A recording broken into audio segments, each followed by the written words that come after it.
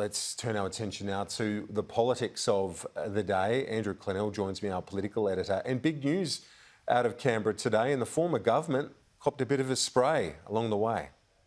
That's right, Kieran. The big political story of the day is this release of the interim report of the Royal Commission into veteran suicides, which sharply criticises the Morrison government for failing to act in the last term of government on recommendations from previous inquiries. I guess this will be the test for the Albanese government, whether they actually act. Veterans Affairs Minister Matt Keogh committed to action today.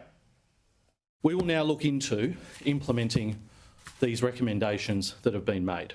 The rate of veteran suicide in Australia is a national tragedy.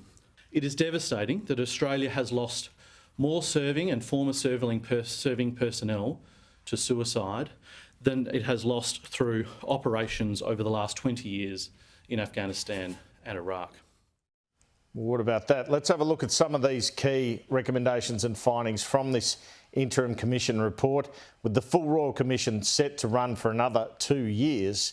The report says it is clear to us that Australia's veteran compensation and rehabilitation legislative system is so complicated that it adversely affects the mental health of some veterans, both serving and ex-serving, and can be a contributing factor to people suiciding.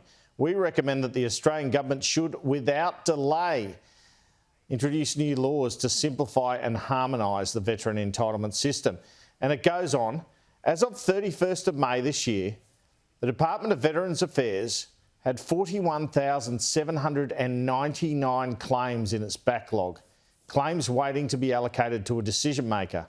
And the report goes on, it's quite emphatic here, the backlog should not be allowed to continue.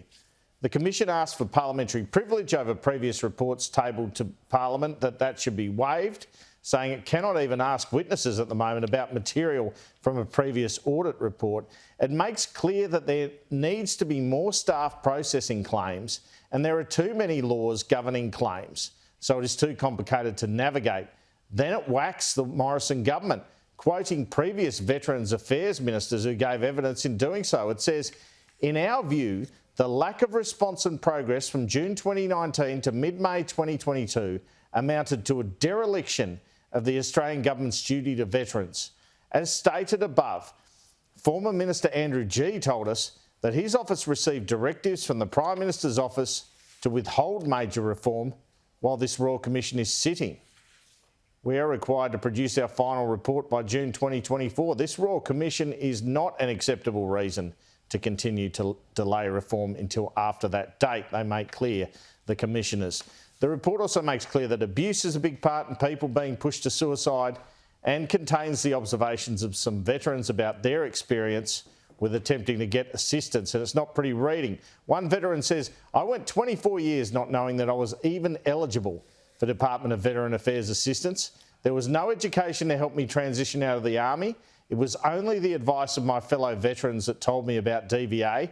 I spent 24 years of misery, torture and suffering, all totally needlessly. If I had been shown the correct duty of care by the Army, the DVA and the government, there needs to be automatic systems in place for military personnel to transfer to civilian life. Sobering reading, Kieran, and the pressure will be on the government to act. Yep, indeed it will, very much so, and well before the final report is due in 2024. They clearly need to act now.